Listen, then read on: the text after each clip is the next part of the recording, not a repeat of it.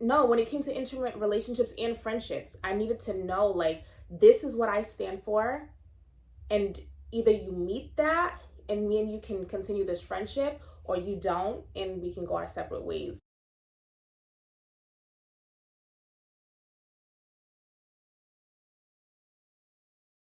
Welcome back to my channel. My name is Sarah V. Thank you for joining me. Today I'm going to be talking about my 20s, things that what I've learned from my 20s, and I'm going to be using 20 words to describe my 20s. So I came up with this cool idea to take 20 envelopes, write on each envelope four different areas of life. So I put physical, let me read them so I'm not lying. I put physical, I put career, I put spiritual, and relationships. And I have cards in each envelope that are words that attribute to that portion of life. And I'm going to open each envelope, pull out the card, and talk about, my experience in my 20s based on that, what's on the word that's on the card. So I shuffled them up, so I don't know which one is coming up first. And the first envelope is relationships. So the word is discernment. All right, discernment. I feel like in my 20s, I had a lot of relationships that, okay, so I feel like in my 20s, I had just entered college and I was navigating my way through friendships, relationships. When you live, I lived on campus. And when you live on campus, you meet a lot of people. You get to know a lot of different personalities. And I feel like at that time, I really had to learn about discernment and knowing, who I should be around, who I shouldn't be around. Things that I needed to watch out for as far as friendships and the people that were in my life. Just making sound decisions based on those things. And that was relationships with friends and relationships like with partners and stuff like that. All right, so the next one? Spiritual.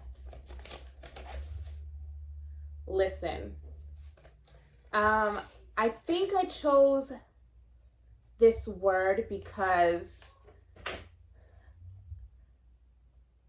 during that time, all right, so let me say this. My 20s was like 2020 for like 10 years.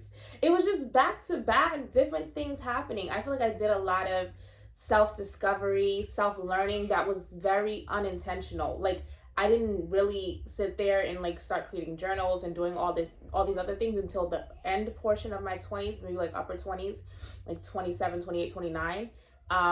But prior to that, it was just kind of like a lot of growing, a lot of personal development and learning, you know what I mean, of life situation, life experiences.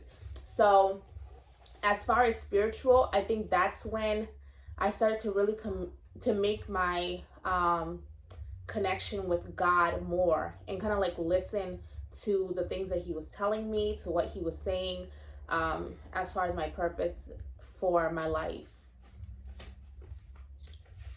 Next word is relationships again. Self-love. Ooh, self-love. Okay, so I feel like I learned a lot of self-love when it came to my my intimate relationships. I was just dealing with a lot of crazy, people that weren't necessarily good for me, people that were toxic, and I really learned that I didn't love myself as much as I thought I loved myself. So I feel like I wasn't the type of person who was always like down on myself. I didn't really I didn't really see my self-worth, because if I did, it would have been present in the way that I carried myself, you know what I mean? And I feel like I didn't see it, and I feel like I learned my self-love at that time. Like in my 20s, I really it was like a big lesson on self-love and what that actually means, because self-love is not always it's not always based on like physical things or taking care of yourself.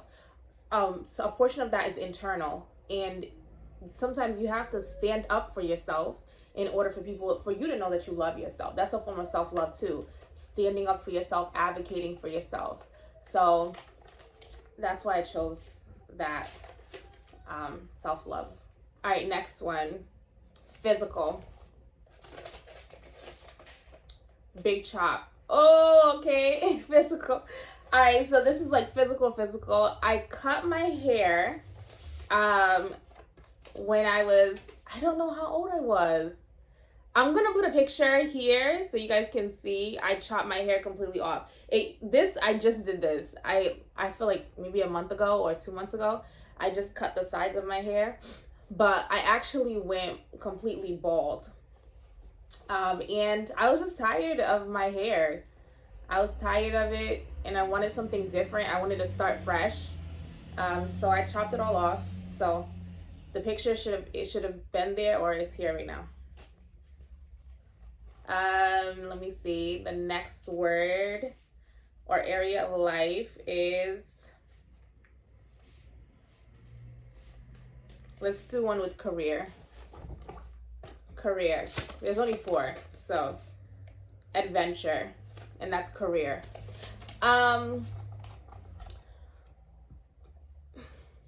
Okay, so I'll give you a story. I went to okay, so in my 20s, when I want to say like 24, I decided, because I was like really trying to figure out what it is that I wanted to do, what I wanted to get a degree in, what I wanted to use my degree for. No, I was younger than that. Okay, so all right, so I'm gonna give you a quick story about that. Why I chose the word adventure was because in my 20s, I decided that I wanted to work in film. I decided that I wanted to work in film, and I wanted to be a manager. And I had worked at a TV station, like my local TV station. I did the news. And it wasn't my thing, waking up 5 o'clock in the morning to do the news. So I got an internship at the Maury Show, and I live in Rhode Island, so I had to move to a family member in Connecticut, and then I would take the train from Hartford, Connecticut to Stanford, and then I would walk and go to work and do my internship, and then I would come back, and then I would come home on the weekends. So it was like this big, thing, but I really it was an internship with the Maury Show. So I was excited about, getting that internship, and I think I'm going to put a picture here too. And it was an adventure for me. It was one of like the best internships I had. You already know the Maury Show. You already know how it is. So it was fun. It was definitely an adventure. And I was by myself. Every morning I would wake up early because TV starts early. So, and then I had to take the train and all that stuff. So it was definitely an adventure, and living with someone else, other than my parents. So, all right, relationship. And the word is reintroduce. The reason why I chose this word, because in my 20s, I was friends with a boy, and he liked me, and we started to talk, and we started to go out and stuff like that. So that's why I chose reintroduce, because we were already introduced, we were friends, and then we were reintroduced to that relationship, and we're still together. All right, so physical. Relocate. So I did a lot of, come to think of it, I did a lot of traveling in my 20s. Not even just traveling, but moving. I had moved to Virginia when I was like my early 20s. I was in college, and then I decided that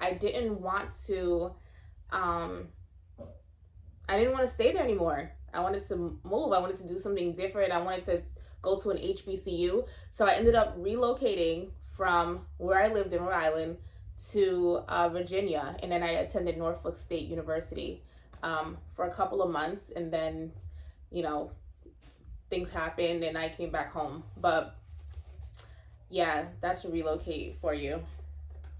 Relocate. Okay, what's the next word?